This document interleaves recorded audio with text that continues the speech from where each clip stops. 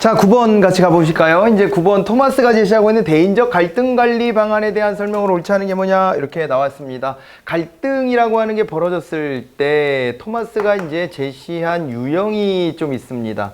갈등이 벌어졌을 때요, 이제 타인의 이익을 고려하는 태도가 이제 하나의 축을 이루고요. 또 하나는요, 자기의 이익을 추구하는 정도를 또 이제 넣습니다. 그렇게 넣고 봤을 때 5가지 유형이 나오게 되는데, 이게 좀 자기의 이익만을 추구하게 된다 그러면은 여기서는 이제 경쟁심이 발동하게 될 것이고, 타인의 이익을 그냥 존중하고 그냥 다 너 하세요 이렇게 되면 그거 같은 경우에는 이제 여기서는 이제 순응의 태도가 나타난다 이렇게 봤어요. 그런데 둘 다 잘 모르겠어요. 아이 몰라, 애매하네. 내 이익을 추구하자니 그렇고 타인의 이익을 또 그냥 다 용납하자니 그러네. 이렇게 가게 되면은 여기는 이제 회피가 일어나는 거라고 했고요. 그 다음에 야 너도 좀 양보해라, 나도 좀 양보할게, 이렇게 되게 되면 여기서 이제 타협이 일어나게 되는 거예요. 근데 이제 가장 바람직한 모습은 타인의 이익과 자기의 이익을 다 같이 존중하는 것인데, 그렇게 되면 여기에 이제 협력적 관계가 있는 것이죠. 협동의 관계가 나타나는 거예요. 자, 이렇게 했을 때, 자, 볼까요? 자신의 이익과 상대방의 이익을 만족시키려는 정도라는 2가지 차원으로 구분해서 설명한다. 여기는 타인의 이익, 여기는 자기의 이익, 그렇게 해서 설명을 하고 있네요. 맞아요?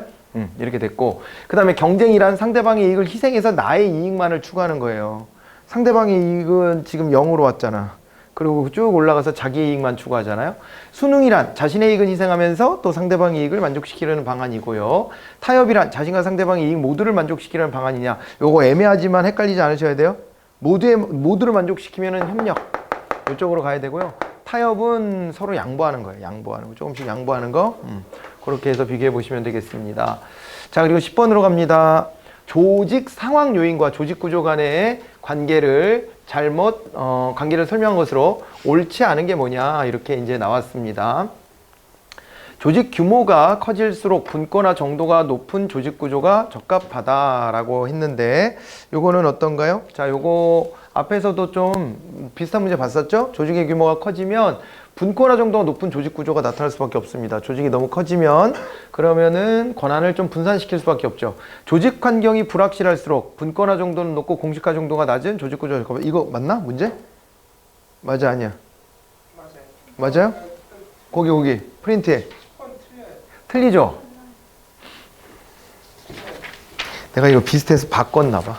네, 바꿨나 봐. 그럼 그냥 합시다. 이거 빼고 이제. 애매해져 버렸네. 아, 요거 수정하는 걸 내가 깜빡했나 봐.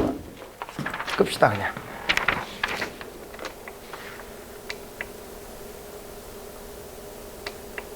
길게 누르는 거였나?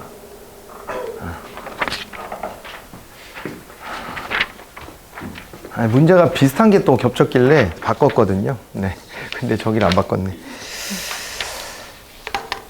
자, 10번 문제 다시 가보겠습니다. 10번 문제 가보시면은 근무성적 평정자의 평정 도구를 이용해서 대상자를 평정할 때 나타날 수 있는 오류, 이렇게 이제 물어봤습니다.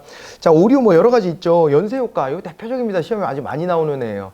연쇄효과가 뭐냐면은 우리가 도표적 평정 척도할 때 그때 이제 한 사람 아무 개를 탁 띄워놓고 그 사람에 대해서 질문을 막 다 던지잖아요.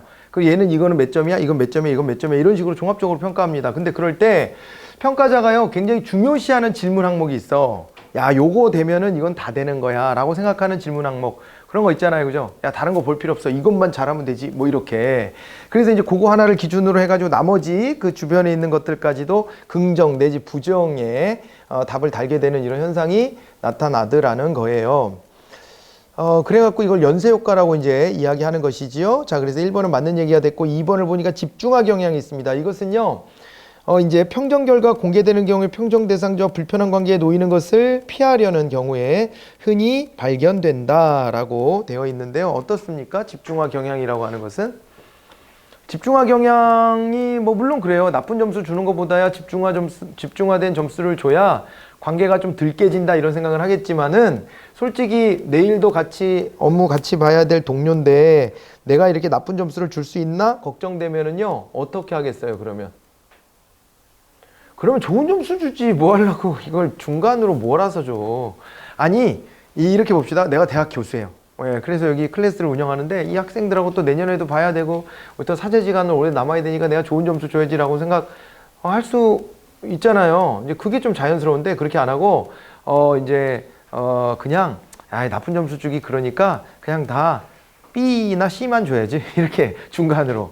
아니 그럼 그 관계가 좋게 돼 이게? B를 받으면 제가 왜 B인가요? 이렇게 또 항의할 거 아니야. 그러니까 이 집중화 경향만으로 이것만으로 이게 좋은 관계가 될 것이다. 이렇게 따지기는 좀 어렵습니다. 그래서 이게 이제 집중화 경향보다는 이거는 관대화 경향으로 바꾸셔야 문맥이 또 딱 맞아 떨어지는 거예요. 알겠죠? 네. 여러분들은 그 대학에서 관대화 경향 같은 거 경험 못 하셨겠지만은 저는 이제 그 해봤거든요. 저 다닐 때는 절대평가여가지고 그래가지고 A를 뭐 한 막 8, 90%를 다 A를 주고 그 덕에 제가 졸업을 했겠죠. 네, 그렇게 안 했으면 졸업을 못했을 것 같은데 그런 또 시절도 있었답니다. 그런데 이제 이것이 평가로서의 의미가 별로 없다. 이렇게 해가지고요. 그래가지고 이제 평가를 좀 더 철저히 하자는 차원으로 이제 상대평가가 되고 상대평가가 된 것이 우리의 근무 성적 평가에도 나타나죠. 그렇죠. 이렇게 이제 지나치게 관대화되거나 엄격화되는 경향이나 혹은 또 집중화되는 경향 방지하기 위해서 도입하는 게 바로 강제 배분법입니다. 그게 이제 상대평가라는 거예요. 그래서 우리나라에서는 최상위 등급 20%, 최하위 등급 10%를 채워라. 이렇게 이제 하고 있기도 하죠. 자, 이제 집중화 경향을 방지하기 위한 강력한 방법이 그래서 강제 배분법이다 나와 있는 3번은 맞는 얘기가 된 겁니다. 그리고 4번 근접 효과는 평정 대상 기간 중에서 평정 시점에 가장 가까운 실적이나 사건일수록 평정에 더 크게 반영되는 경향이다 라고 나와 있습니다. 그죠? 뭐 그런 경향이 또 있다는 건데 근접 효과라고 하는 게요. 네, 어떻습니까? 이게 말이죠. 근접 효과다라고 하는 것도 있지만 최초 효과라는 것도 있습니다. 그러니까 사람의 기억이라는 건 한계가 있어요. 처음에 임팩트를 가지고 모든 걸 다 평가해 버리는 경우도 있고 그 다음에 또 이제 처음에 임팩트 말고 이제 최근에 있었던 일을 가지고 또 평가하는 경향도 있고 그렇습니다.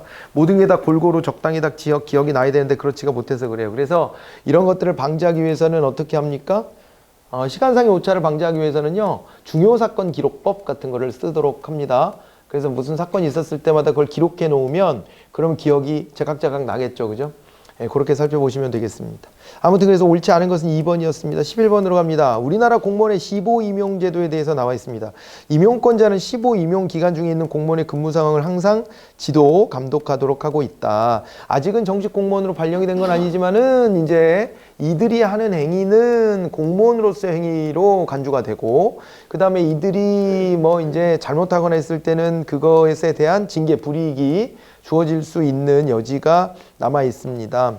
자, 이제 그렇게 되는 것인데 그런데 뭐 정식 공무원으로 처우를 또 이렇게 좋게 해주지는 않아요. 아직은 그렇게 하고 있는데 자, 이제 뭐 그런 상황이다 보니까 좀 어정쩡한 상황이지만은 그래도 이제 항상 지도 감독의 대상이 된다라고는 봐두셔야 되겠고 그리고요 15공무원은 일종의 교육훈련 과정입니다. 그래서 이제 교육에만 전념할 수 있도록 하냐 이거는 틀린 거죠. 이게요 OJT가 아니고요 OJT예요. OJT 일을 하면서 배우는 겁니다. 그래서 15기간 때부터 철저히 다 일해요. 그냥 가서 업무 주어 줄 거예요. 그럼 그 업무를 해내야 됩니다. 근데 그때 진짜 토 나올 정도로 되게 짜증나고 화나고 긴장되고 그런 것들이 연속일 거예요. 안 다뤄본 일을 해야 되니까는 어려워 죽겠는데 사수가 친절하기라도 하면 모르겠지만 사수가 또 별로 그렇게 친절하지도 않고 뭐 그렇잖아요. 또 사수가 말주변이 없다거나 혹은 나한테 애정이 없어.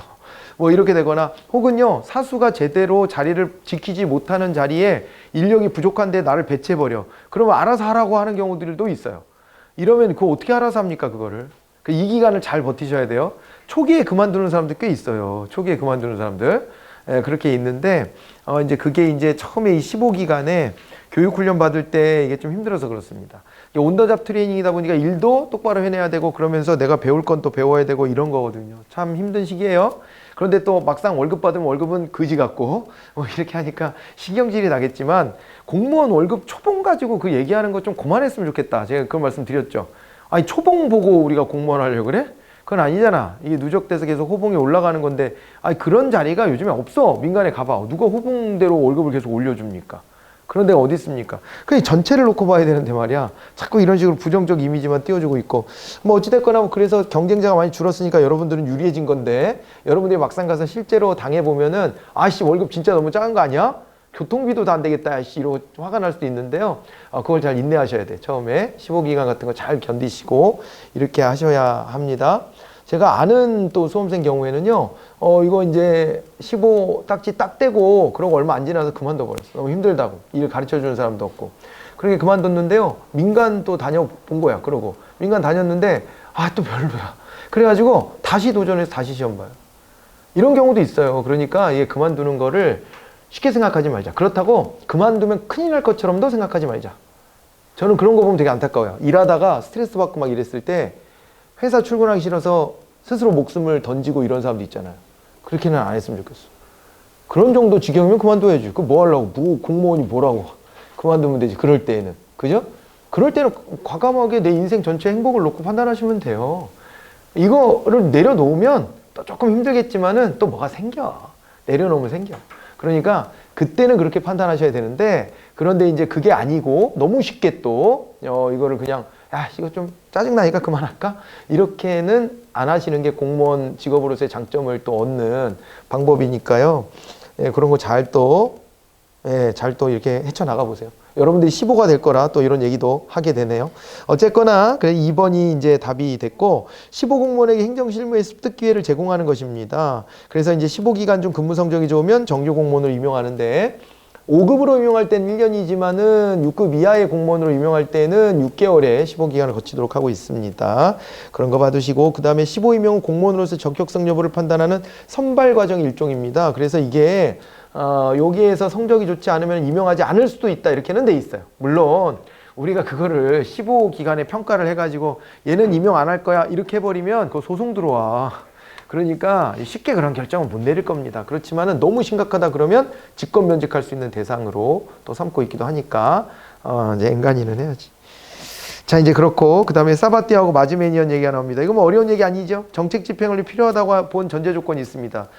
말을 다시 정리해서 보면은 이게 이제 효율적인 정책 집행을 위해서 특히 이제 하향적 집행입니다. 하향적 집행을 위한 요건 5가지를 얘기했어요. 이제 그거 맞는 것인지 한번 확인해 보겠습니다. 자, 이제 정책 결정의 내용은 타당한 인과 이론에 바탕을 둔 것이어야 된다. 이건 맞는 얘기죠? 그러니까 인과성이 분명히 있어야 된다고 했어요. 그러니까 내가 집행자인데 위에서 시키는 대로 집행을 하더라도 더 열심히 하게 되는 일이 있고 그렇지 않은 일이 있잖아요. 그 열심히 하게 되는 일이 어떤 일이냐? 자기가 봐도 이렇게 하면 이거는 해결되겠다. 이 문제는 해결되겠다라고 생각이 들면 집행자도 신이 나서 집행할 수 있어요. 그런데 자기의 경험에 비춰보거나 지금의 상황이나 이런 것들을 판단해 봤을 때 말이에요. 이렇게 집행해갖고 이 문제 해결이 안 돼. 도무지. 머릿속 이상적으로 그려놓은 답밖에 안 돼. 그러면은요, 열심히 안 하게 됩니다. 어차피 안 될 건데 뭐 라고 생각하기 때문에 집행이 잘 이루어지지 못해요. 그리고 또 하나는 뭐가 또 있어야 됩니까? 이거 선지를 가지고 또 나가보죠. 두 번째는 법령, 정확한 정책 지침을 가지고 대상 집단의 수능을 극대화해야 된다 이런 건데, 법령적 뒷받침이 있어줘야 돼요. 법령에서 이것을 강제하는 힘도 좀 있어야 되고, 그렇게 해서 이제 추동력을 끄집어 내줘야 됩니다. 법령적 뒷받침. 왜냐하면 공무원은 사무원과 다르다 그랬어요. 사무원은 어떻습니까? 사무원 같은 경우는 이제 민간에 종사하는 사무원은 법령에 적용받을 일이 별로 없어요. 그러니까 사회에 혼란을 부추기는 범죄 비슷한 행위만 하지 않으면 돼. 그렇지만 공무원은 그게 아니라요. 법령에 근거해서 무조건 법의 테두리 안에서 집행을 하도록 이제 강요받는단 말이에요. 그렇기 때문에 어떤 정책 집행이 제대로 이루어지려면 법령이 이제 뒷받침을 잘 해주고 있어야 합니다. 자, 그 다음에 3번. 정책 목표가 신축적으로 조정되는 이건 틀린 얘기입니다. 정책 목표가 일관성을 가지고 있어야 돼요. 이걸 통해서 달성하고자 하는 게 무엇인지에 대해 가지고 일관성 있게 나가줘야 됩니다. 일관성 있게. 일관성이 흐트러지면 어떻게 되는 겁니까? 그러면은요, 뭘 하라는 건지 도대체 짜증만 납니다. 이러라는 건지 저러라는 건지 뭘 하고 싶은 건지를 모르겠어. 그러면은 이게 제대로 된 능률적 집행이 이루어지기가 어렵습니다. 그래서 목표의 일관성이라고 하는 게 조건으로 들어가고요. 또 하나가 유능하고 헌신적인 관료가 정책 집행을 담당해야 됩니다. 그래서 여기에서 자꾸 이제 또 파생되는 게 그거잖아요. PSM. PSM이 뭐죠? 퍼블릭 서비스 모티베이션. 공직, 봉사, 동기. 페리 같은 학자. 최근에 시험이 몇 번 나왔잖아요. 그랬잖아요. 예? 페리, 와이어 이런 학자들이 공직, 봉사, 동기 연구한 대표적인 학자들이잖아요. 물론 그것을 다 추종할 만큼의 과학적 데이터가 뒷받침되지 못했어. 공무원을 지망하는 사람이라고 해서 공직 봉사 동기가 완벽하게 차이가 난다. 이렇게까지 말하기는 어렵지만은 그럼에도 불구하고 PSM을 강조하는 이유는 공직자로서의 헌신적인 태도가 필요하기 때문이에요. 그쵸? 이런 사람들이 집행을 해야 이 효과가 제대로 나타날 수 있게끔까지 집행이 될 겁니다. 자, 그리고 여기서 하나 빠진 게 뭐냐면요. 지속적인 지지입니다. 지속적 지지. 그러니까 이거는 상층부에 있는 사람들이 지속적 지지도 있어야 되지만 또 하나는 여론의 지지. 이런 것들이 뒷받침돼야 또 이 집행이 꾸준하게 제대로 움직여줄 수 있다. 이렇게 보실 수 있겠습니다. 되었을까요? 네, 이렇게 정리합시다. 자, 그래가지고 5가지 조건 이렇게 정리를 잘 해두시기 바라고요. 근데 이제 사바띠아하고 마즈메니언의 연구가 여기서 멈추지는 않습니다. 그러니까 하향적 집행을 어떻게 하면 잘할 수 있을까를 연구했다가 나중에는 통합 모형으로 가죠. 사바띠에가 연구했던 대표적인 시험에 진짜 더 많이 나오는 거, 이거보다 훨씬 더 많이 나오는 것은 통합 모형이에요. 통합 모형. 통합 모형은 뭐냐면요. 나중에 와서는 변신해서 사바띠에가 상향적 집행이 중요하다고 봐. 상향적 집행이 중요한데 하향적 집행 연구해놨던 게 있잖아요. 그 하향적 집행이 결합하는 모델을 그리는데 그게 바로 통합 모형입니다. 통합 모형에서는 이제 중요한 게 정책지지 연합이라고 하는 건데 정책지지 연합이라는 게 만들어갖고 자기들끼리 한 10년 이상 장기간에 걸쳐갖고 어떤 이슈에 대해서 그거에 대한 대안을 모색해놔. 이들이 자기들끼리 모색해놨어. 그 모색해 놓은 걸 가지고 어떻게 합니까? 이걸 가지고요 밀어 올려. 그래서 이게 상향적 집행이에요. 그게 하향적 집행과 맞나? 그런 과정을 연구한 겁니다. 이거를 그래서 통합 모형이라고 설명을 하고요. 예, 그게 이제 시험에서는 훨씬 더 많이 출제가 된다라고 보시면 됩니다. 사바띠에. 자, 그렇게 파생해서 같이 기억해 놓으시면 좋겠습니다. 13번으로 갑니다. 국가공무원법에서 규정하고 있는 공무원의 의무에 해당되지 않는 게 뭐냐? 국가공무원법에서는 이 국가공무원의 13대 의무를 규정을 하고 있습니다. 그 중에서 이거는 뭐 딸딸 외울 필요까지는 없어요. 보고 이제 찾을 수 있을 정도만 하시면 됩니다. 그냥 그런 정도인데 비밀엄수의 의무가 있고요. 그 다음에 또 이제 건강하고 쾌적한 환경을 보존하기 위해서 노력해야 된다. 뭐 이것도 필요해 보이긴 하지만은 13대 의무에는 안 나와요. 이런 건 없어요. 공무원이 쾌적한 환경을 위해서 노력해라. 이런 얘기는 전혀 없습니다. 이 복무상의 중요한 부분들을 말하는 것이기 때문에 이렇게 이제 파생되는 개념들까지를 포괄하고 있지는 않아요. 3번 공무원은 공무 외에 영리를 목적으로 하는 업무에 종사하지 못하며 소속 기관장의 허가 없이 다른 직무를 겸할 수 없다. 이렇게 되어 있습니다. 그래서 여러분들이 뭐 예를 들면 있잖아요. 아메이 같은 걸 같이 하는 거야. 민원인이 오면은 민원인한테 민원 서류 떼어주다가 거기다가 아메이 홍보 자료 하나씩 넣어가지고 필요하면 저한테 연락 주세요. 이런 행위를 하면 돼, 안 돼? 당연히 안 되잖아요. 이게 상상도 안 될 일이죠. 그러니까 이런 거 하지 말라는 거예요. 이런 거 하지 말라는 겁니다. 그런데 내가 이제 민간에 종사해요. 그러면서 아메이도 같이 해. 뭐 이런 거를 누가 특별히 규제하거나 이러진 않을 수도 있잖아요. 물론 그건 기업에 따라 좀 다르긴 하겠지만 기업에서 당신 이렇게 하면 우리 일에 집중 못하기 때문에 당신 인사고과 좋게 반영 안 해줄 거야. 뭐 이런 정도는 할 수 있을지 몰라도 법으로 금지되는 일은 아니에요.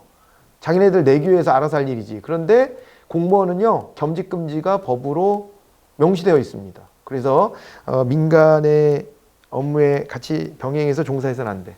이런 사례도 제가 말씀드렸죠. 내가 낮에는 공무원이고 밤에는 치킨집 사장님이야. 그러면은요. 계속 어떻게 해요? 민원인들한테도 홍보하고 자기네 조직 구성원들한테 얘기해서 자꾸 이제 자기네 집 와가지고 매출 올리려고 할 거 아니에요. 이렇게 되게 되면은요. 이게 민원인이 왔을 때 우리 집에 와서 팔아주면 내가 이거 해결해 주고요. 이럴 수도 있는 거예요.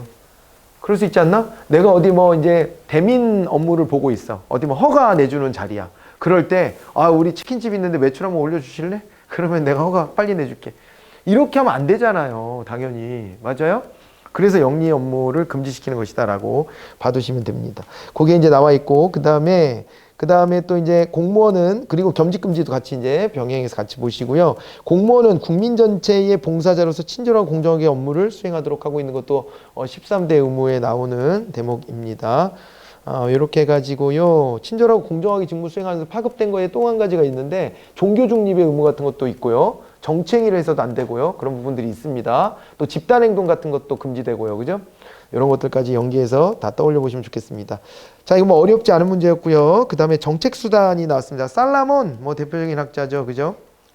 자, 유중의 공기업을 통한 정책 집행도 가능한데요. 정부의 소유 또는 통제하에서 이제 재화 서비스를 제공하는 게 이제 공기업이나 아니면 공단 같은 데들이죠. 준정부기관들. 이런 데들 그런 역할을 합니다. 공기업이나 준정부기관 같은 데들은 말이에요. 공공기관으로 우리가 따로 묶죠. 여기는 이제 정부 조직은 아닙니다. 별도의 법인으로 따로 구성되어 있고 여기에 종사하는 사람들을 우리가 이제 또 공무원이 아니라 그냥 어정쩡하긴 하지만 사무원 쪽에 가깝게 분류를 합니다. 그래서 그냥 회사원 이렇게 이제 표현을 하는데 그런데 그럼에도 불구하고 정부가 요 이제 공사 공단 같은 데들을 소유하고 통제하고 그다음에 임명권 갖고 이렇게 이제 하고 있는 것 아니겠습니까?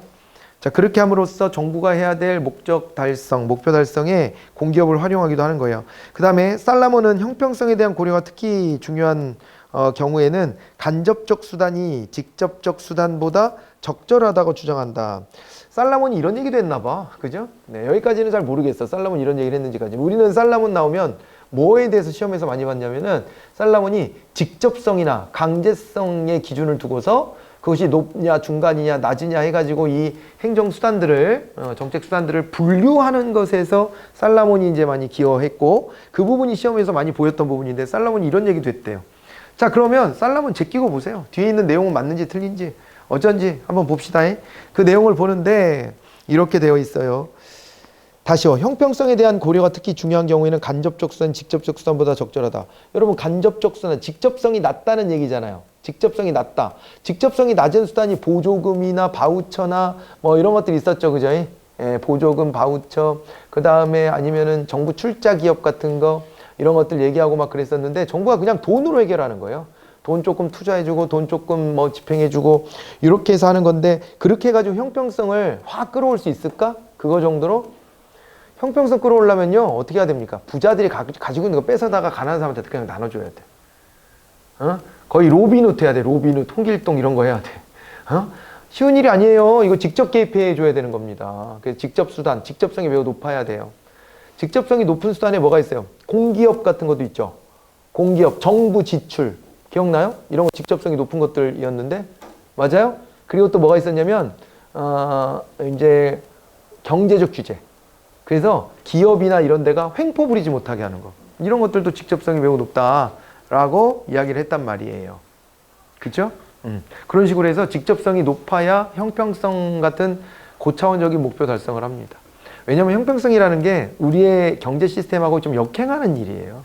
우리 경제 시스템은 야 승자 독식하자 이런 구조잖아. 경쟁해라 승자가 다 가져가 이렇게 하는 구조야. 그 빈부격차가 당연한 거예요.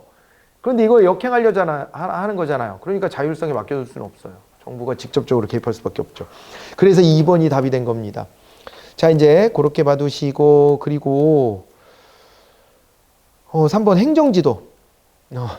아까 제가 그런 얘기 했잖아요. 은행들한테 야 니네 전세 사기 피해자들 거 그 물건 이자 못 받았다고 원금 회수 안 된다고 그거 바로바로 경매 넘기고 그렇게 하지 마. 이런 얘기도 했고요. 정부가 뭐도 강제하기 시작했냐면 야 니네 그거 부실 채권이라고 또 다른 업체 채권 추심 업체한테 싼 값에 넘겨버리지 마 이렇게 하는 거예요. 여러분 저 은행한테 빚 지고요 돈 못 갚잖아요. 한 2달 이상 못 갚죠. 그럼 이제 경고 날라올 거예요. 담보 잡아놓은 거는 경매 붙일 거고요. 그러고도 안 되잖아요. 그럼 어떻게 하냐면은요 회수 안 된 채권을 갖다가요 골치 아프니까 이거를 갖다가 그냥요 싸게 돈 받고 다른 업체 넘겨버려요. 그 나는 은행에다 빚 지고 은행에다 못 갚았는데 나중에 이상한 업체가 전화 와. 약간 건달스러운 애들한테 전화 와. 와가지고 돈 갚으라 그래. 이거 당신네 뭔데? 그렇게 하면은 은행이 자기네한테 이거 넘겼대. 이러고 연락 옵니다. 이런 방법들 써요, 실제. 그래서 빚 지면 안 돼요. 우리나라 은행들이요, 겉으로는 고객님 하면 되게 친절하게 굴지만요, 이게 이 금융이 자본주의에서 여러 가지 문제점을 만들어내요, 사실은. 돈 벌려고 하는 목적을 가진다니까 돈이 된다는 것은 웬만한 건 다 하려고 하거든요. 그런 속에서 쉽게 거기에 먹잇감이 돼서는 안 돼요. 이 금융이 우리가 잘 활용하면 좋은 수단이지만 금융 무서운지 모르고 함부로 빚어다 썼다가는 진짜 이건 큰일 납니다. 이거. 그러니까 나는 은행을 믿고 거래를 했지만 나중에 나한테 빚 독촉하는 건 은행이 아니야. 이거 되게 무섭지 않아요? 네. 그런 일도 겪을 수 있어요. 그래서 남 돈 잡아서 쓰는 것을 쉽게 생각하면 절대 큰일 납니다. 이것은. 아무튼 이제 그런 일들이 있는데 어찌됐거나 그 얘기를 하려고 했던 건 아니고 정부가요 이랬어요. 야 니네 은행 야 함부로 경매 넘기지도 말고 이거 저 제3자 추심을 넘기지도 마라 이렇게 했더니 알겠어요. 그랬어. 알겠어요. 이거 왜 말을 듣는 거죠 갑자기? 왜 말을 듣는 겁니까? 이런 게 일종의 행정지도 같은 개념이에요. 자, 이게 법적으로요, 강제할 수 있는 힘을 정부가 갖고 있지 않아요. 이거 법대로 보면은요, 은행은요, 아니, 대출 내줬는데 대출을 못 갚으니까 경매에 붙이는 건 당연한 절차예요, 그냥. 당연한 절차거든요. 법으로 보장되어 있는 절차입니다. 그렇지만 정부가 하지 말아줘라. 당분간 하지 마라. 그랬더니 알았어요. 이렇게 한단 말이야. 왜? 뭐가 겁났을까? 자, 지금 정부는요, 금융감독원장에다가도 검사 출신 갖다 넣어놨다? 알아요? 그 뉴스 많이 나왔어. 근데 이런 식으로요, 뭔가를 있잖아요. 정부가 나서서 최대한의 통제력을 가지고 은행한테도 좀 이렇게 영향력을 행사하려고 하는 발언들이 많아요. 그 검사 출신 그 금감원장이 가가지고 하는 일이 뭐냐면요, 은행장들 모아놓고요, 이런 거였어요. 은행들이 이윤을 너무 많이 남기는 것 같던데? 살살하지? 이런 거를 해. 그런 걸 하니까, 뭐지? 이런 생각이 드는 거예요. 뭐지? 저게 협박인가? 뭔가? 이런 생각. 전 팩트에 기반해서 말씀드리는 거예요. 실제 벌어지고 있는 현상을. 근데 그게 서민경제한테는 나쁜 일은 아니에요. 그죠? 은행들한테 니네 너무 폭리취하지 마. 이렇게 하고 있으니까. 그런데 그게 시장경제 원리에 맞나? 이런 이제 의구심은 생길 수는 있어요. 어쨌건 정부가요, 지금 금융에 쓸 수 있는 수단들을 많이 갖고 있거든요. 금융기관들한테. 그러니까 그런 수단들을 막 가지고 이제 자기네들한테 강제력을 행사할까봐 얘네들이 눈치 보는 거죠. 야, 이거 정부가 하지 말아달라고 하는 걸 좀 들어야 미운 털 안 박힌다잉? 이런 생각하는 거야. 이거 미운 털 박히면 끝장이야. 그거 가지고서는 뭐 말 안 들었다고 뭐라고는 못할 테지만 다른 걸 가지고 감독하겠다고 막 밀고 들어오면 그러면은 이거 끝장이다. 우리 이거. 그리고 형사 고발되고 막 이러면 야, 얘 골치 아프다. 그러니까 야, 이거 돈 몇 푼 된다고. 그거 그냥 좀 정부가 원하는 대로 좀 기다려줘 그냥. 이렇게 판단하는 거야, 금융기관들이. 이해돼요? 이런 거를 일종의 행정지도라고 보시면 돼요. 행정지도는 좀 부진적인 거긴 해요. 정부가 영향력을 가지고 그걸로 이제 압박하는 거거든요. 법적 장치도 없이. 그렇게 하는 것인데, 그런데 때로는 이게 유용할 수 있어요. 지금요, 봐봐요. 그 전세세입자 구제해 주려고 법을 만들려면 그 시간 얼마나 걸리겠습니까? 그죠? 그러면 이미 지금 전세 사기 당한 사람들 다 경매 물건 넘어가서 집에서 다 쫓겨나. 그러고 끝난 다음에 법 만들어져. 그러니까 지금 이거 법을 만들어서 이게 대응하기에는 너무 시간도 부족합니다. 이럴 때 행정지도 같은 수단으로 그냥 밀어붙여 버리는 거예요. 그건 정부가 무서워서 말을 듣는 겁니다. 그러니까 옛날에는 우리 되게 심했겠지, 행정지도. 그러지 않았을까? 권위주의 정부 시절에는요, 심했지. 그때는 정부가 말 한마디 하면 무서우니까, 쫄리니까 그냥 말 들어. 어떤 근거가 없는데도 정부가 해달라고 하면 다 말 들어줬단 말이에요. 지금은 그렇지는 않아요. 그렇지는 않지만 몇몇 이런 케이스들이 여전히 있구나라는 것을 볼 수 있는 아주 흥미로운 사례였습니다. 어쨌건 그래서 이게 책임 소재가 좀 불분명해지고요. 법치주의를 침해한다는 비판도 있긴 있어요. 법에 근거해서 해야 되는데 그거를 하지 않으니까 정부 멋대로 막 이렇게 지시 명령하고 그러는 거라 요게 좀 문제가 있다라는 지적은 분명히 있어요. 그럼에도 불구하고 요게 이제 후진국 중심으로 해서 통용되는 수단이고 선진국이라 그래서 못 쓸 방법은 아니죠. 권유 비슷하게 이렇게 해가지고 이제 활용을 하기도 합니다. 규제는 정책적 이데올로기 차원에서 논란의 대상이 되기도 한다. 당연한 겁니다. 이데올로기적 논란도 있는 겁니다. 보수주의자들은 어때요? 보수주의자들은요, 정부의 규제라고 하는 것 자체가 이 자체가 굉장히 그냥 그 자체가 악이라고 봐요. 규제를 무조건 못하게 하려고 그래. 그런데 이제 진보주의자들은 좀 생각이 다르죠. 이 규제가 없으면요, 갑의 횡포가 이어지기 때문에 빈부격차 더 심해지고 사회가 안정적으로 갈 수 없다라고 봅니다. 그렇기 때문에 규제를 선호하죠. 그런 점이 진보 정권과 보수 정권의 차이예요. 아주 근본적 차이입니다. 됐습니다. 답은 2번이었습니다. 15번으로 갑니다. 성과주 예산제도에 대한 설명을 옳지 못한 게 뭐냐 그랬습니다. 예산을 기능별, 사업별, 활동별로 구분해서 편성하는 제도다라고 되어 있습니다. 그러니까 그전에는 어떻게 썼냐면요. 품목별로 나눠가지고, 그죠? LIBS. 품목별로 나눠갖고 예산을 갖다가요. 그냥, 야, 여기다 얼마 쓰냐, 저기다 얼마 쓰냐, 이렇게만 했단 말이야. 그래갖고, 여기다 돈 쓰는 거 왜 이렇게 늘었냐, 작년보다 늘었으니까 그거 줄여라, 늘려서 쓰지 마라. 이런 식으로 간섭했단 말이죠. 자, 이제 그렇게 했기 때문에, 그거가 이제 갖고 있는 문제점은 뭐냐면요. 돈을 얼마 써서 얼마의 목적 달성을 했는지, 얼마너치의 편익을 가져왔는지 이런 것들에 대한 판단이 너무 어려운 겁니다.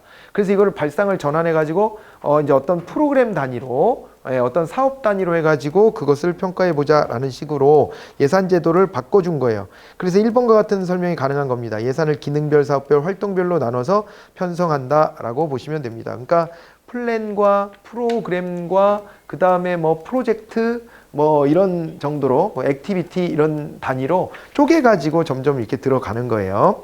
단위 원가 업무량을 산출해서 이걸 곱해요. 그래가지고 예산을 산출합니다. 이거 원가가 얼마다, 그리고 곱하기 얼마의 양을 해야 된다, 이렇게 해서 예산을 편성하는 제도인데, 단점이 있다면 어떤 사업을 진행할 때 단위 원가를 정확하게 계산하기가 좀 어렵고, 그 다음에 업무량도 정확하게 계산하기가 좀 어려울 때도 있어요. 그래서 이제 이게 정확성을 확보하기가 좀 어렵지 않냐, 이런 지적은 있긴 하지만 예산 편성을 이런 방식으로 하는 것은 확실하고요. 업무가 완료되었을 때 얻게 될 사업의 효율성과 효과성까지 파악할 수 있다라고 되어 있습니다. 그렇지만은 장기적 기획까지 가지는 못했어요. 단기적으로 어떤 특정 프로그램, 특정한 사업과 관련해 가지고 이것이 가져온 효과가 뭐야? 여기까지는 판단하는데, 그런데 이제 장기적 시야를 가지고 전체를 구상하는 이런 힘은 부족했습니다. 그래서 이제 그거를 보완하고자 그 다음 단계에 나온 게 PPBS. 됐을까요? PPBS가 그 다음에 이제 출현하게 됐다라고 봐야 돼. 얘는 단기적입니다. 장기적 기획을 바탕으로 단기적 예산을 유기적으로 연결했다 그러면 PPBS. 그래서 PPBS에서는 플래닝, 프로그래밍, 버제팅 이렇게 이제 쓰는 거잖아요. 장기적 기획 플랜이라고 하는 것이 먼저 전제되어져야 하는 것입니다. 그렇게 해가지고 정리해 보시고요. 16번으로 가보겠습니다. 우리나라 예산 과정에 대한 설명 옳지 않은 것은 그랬습니다. 예산 과정 시간이 많으면 한번 쭉 한 판 또 정리해 드리고 싶지만 우리 복습 여러분들이 한번 해보세요. 이거 제가 이거 필기 굉장히 상세하게 해드렸어. 그거 다 받아 적어놨어요? 안 받아 적어놨어? 안 받아 적어놨으면은 그 기본 이론 다시 그 파트 찾아서 띄워가지고 그 강의를 볼 필요는 없고요. 지금 타이밍은 그냥 판서만 보고 한번 베껴보세요. 예, 그렇게 자기 손으로 써보면 또 도움 될 겁니다. 예, 그렇게 해서 이제 막 디테일하게 좀 외우셔야 되는데, 각 중앙관세장은 매년 1월 31일까지 당해 회계년도부터 5회계년도 이상의 기간 동안의 신규 사업 및 기재부 장관이 정하는 주요 계속 사업에 대한 중기 사업 계획서를 기재부 장관한테 제출해야 된다. 말이 긴데 설명까지 다 있어요, 그죠? 그런데 이제 각 중앙관세장이 이제 뭘 하는 거예요? 중앙관세장이 그러니까 각부 장관급 정도 된다고 보시면 됩니다. 그래서 자기네 필요한 예산을 이제 확보하기 위해서 처음에 뭐부터 해야 되냐면 자기네 5년짜리 중기 사업계획서부터 보고를 해야 됩니다. 그 얘기가 나와 있는 것이고요. 국가가 특정한 목적을 위해서 특정한 자금을 신축적으로 운용할 필요가 있을 때에 법률로서 설치하는 기금은 그렇습니다. 이거는 뭐 틀린 얘기는 없어요. 세입세출에 의하지 않죠. 왜냐하면 이거는 회계랑 구분합니다. 그렇게 따로 운용을 하고 있고요. 예산안 편성 지침이 있습니다. 요거는 언제까지 내려가냐면 3월 31일까지 내려갑니다. 예산안 편성 지침 기억납니까? 예산안 편성 지침은 3월 31일까지 기재부 장관이 각부 장관과 같은 이런 이제 중앙관세장에게 내려보내요. 근데 이때 이제 같이 뭐가 딸려가냐면 총액 배분이 같이 따라갑니다. 총액 배분. 맞아요? 총액 배분이 따라가요. 그래서 각 중앙관서별로 얼마씩 써라 라고 하는 가이드가 이제 내려가게 되죠. 그 범위 안에서 자유롭게 편성해 보세요 라고 해서 총액 배분 자율 편성이 이제 이루어지게 될 겁니다. 예, 그렇게 되는 것이고요. 자, 그래서 여기에 이제 한번 내용 읽어볼까요? 예산 편성 지침은 부처의 예산 편성을 위한 것이기 때문에 국무회의 심의를 거쳐 대통령이 승인을 받아야 하지만 국회 예산결산특별위원회에 보고할 필요는 없다. 이 뒤에가 틀렸어요. 보고해야 되는 일입니다. 이게 왜 그러냐면 이 총액 배분으로 내려가면 여기에서 크게 변경을 못 줍니다. 이제 여지가 없진 않지만 변경을 크게 못 줘요. 여러분이 총액 배분하는 나라 중에 스웨덴이 있어. 스웨덴은요 어떻게 하는 줄 알아요? 스웨덴은 총액 배분할 때 요거요 한 번 내려보내면요 얄짤 없어. 그냥 더 이상은 액수를 조정해 주지 않아요. 에? 그렇게 하니까요 포기합니다. 아예 틈이 없구나 라고 생각하고 각 중앙관세장들이 자기네한테 할당받은 그 예산안 범위 내에서 그 편성을 해요. 그냥 예산을. 근데 우리나라는요 약간의 틈은 있대요. 예, 그래가지고 한 70-80%는 총액 배분 내려준 거에서 변동이 안 되지만 20% 정도에서 많으면 30% 가까이는 요거는 좀 여지가 있다는 거예요. 그래서 총액 배분 자율 편성할 때 그럴 때 자율 편성할 때 자기네들한테 총액 배분된 범위보다 조금은 더 키워서 들고 가는 거예요. 그래서 우리가 짤라고 짜봤는데 이 액수로는 부족하고 조금 늘려주셔야 될 것 같아요 라고 해서 가서 설득하는 거예요. 예, 그래서 여러분들이 국가직 공무원이 되면 기재부가 있는 저 세종청사에 기웃거려야 되는 일을 맡아야 될지도 몰라. 진짜로 가서 기웃거리면서 자기네 부처 담당하는 담당관 찾아가 가지고요 거기에서 맨날 로비해요. 로비해.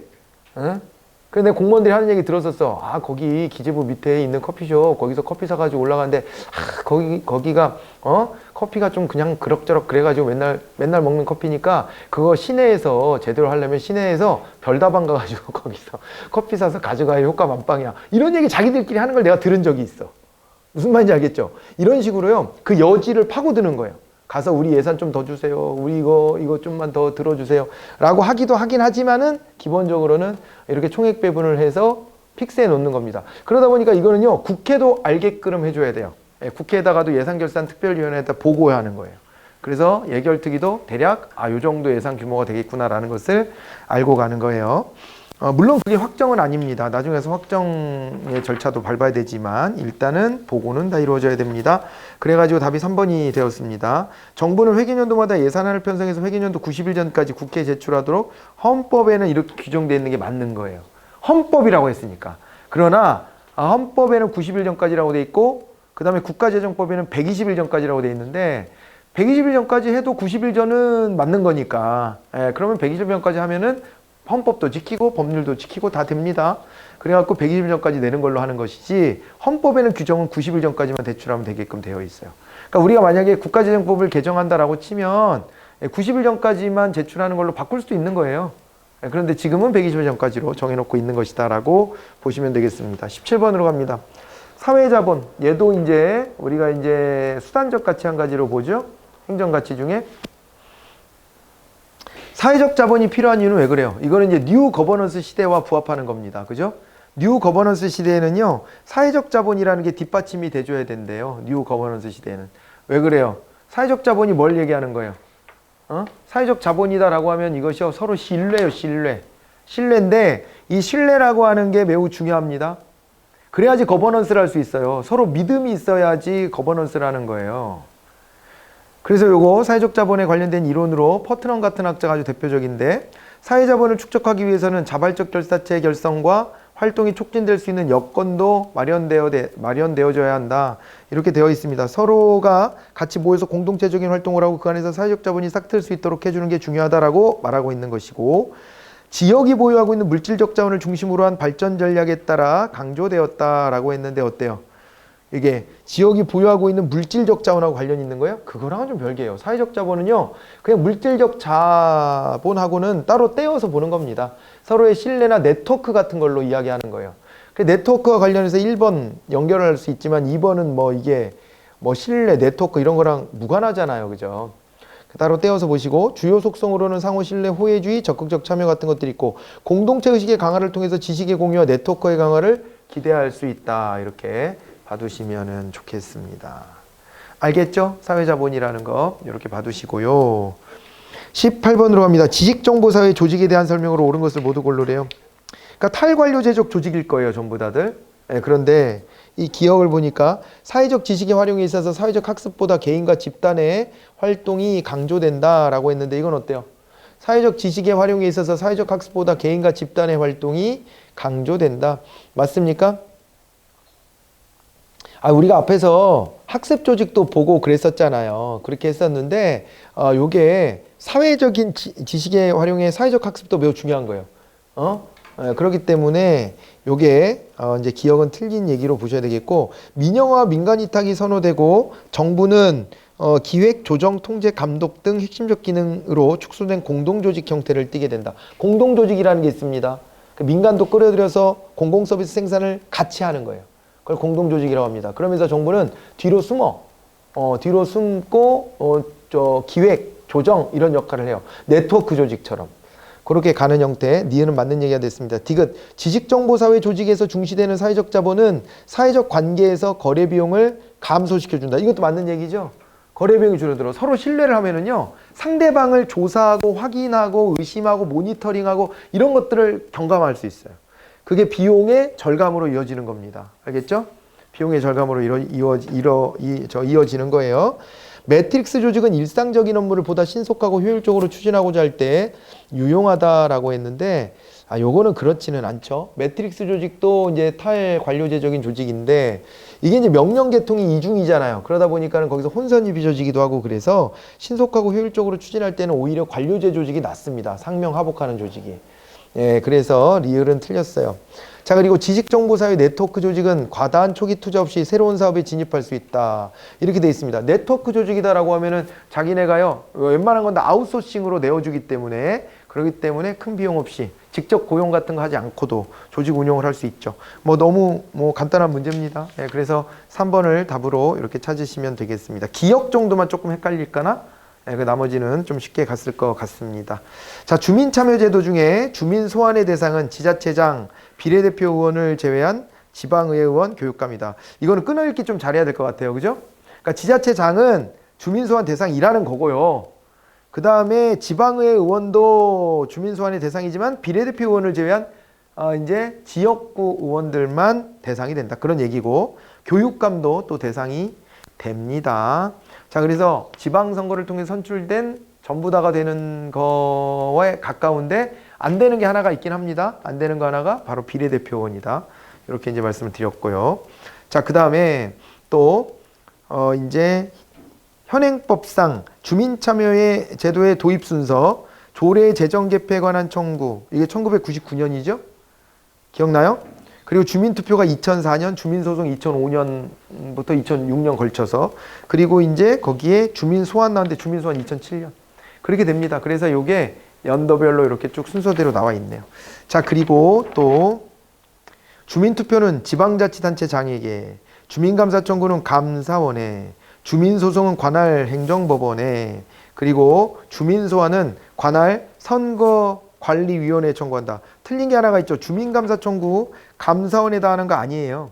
이거요, 기초자치단체에 관련된 것은 시도지사한테, 그리고 시도에 광역자치단체에 관련된 것은 주무부 장관한테 하는 겁니다. 감사 청구를.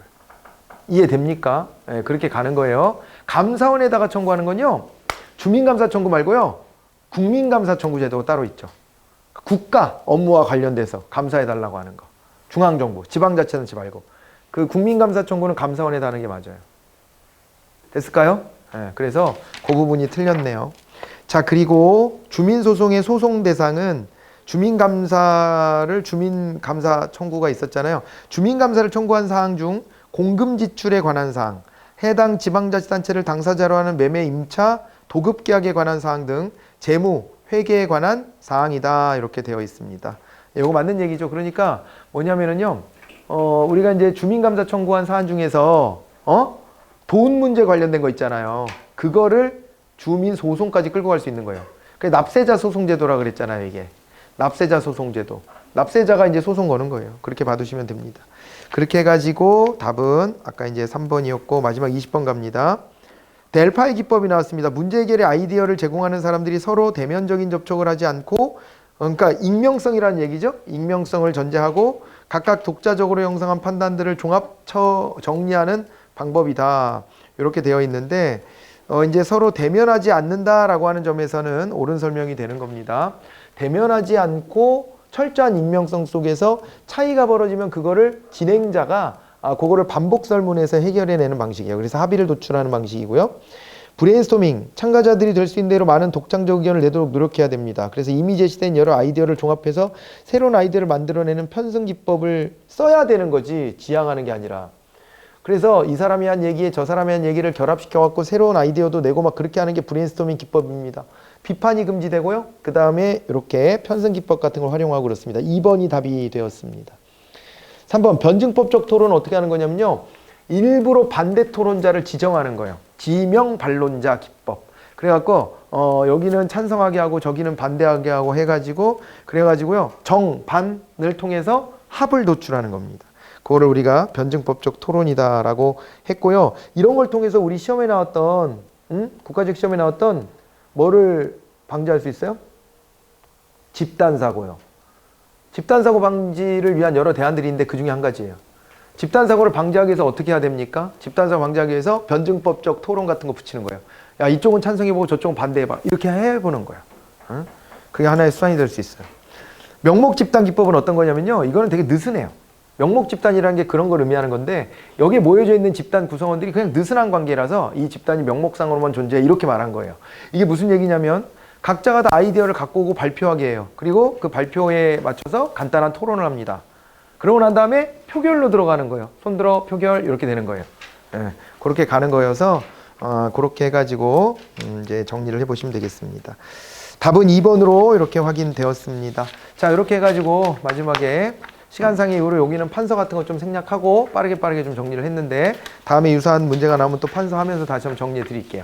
자, 이제 이렇게 해서 오늘 이 시간까지 마무리를 했고 다음 시간에는 이어서 이제 다음 회차 5회차로 찾아뵙도록 하죠. 수고 많으셨습니다.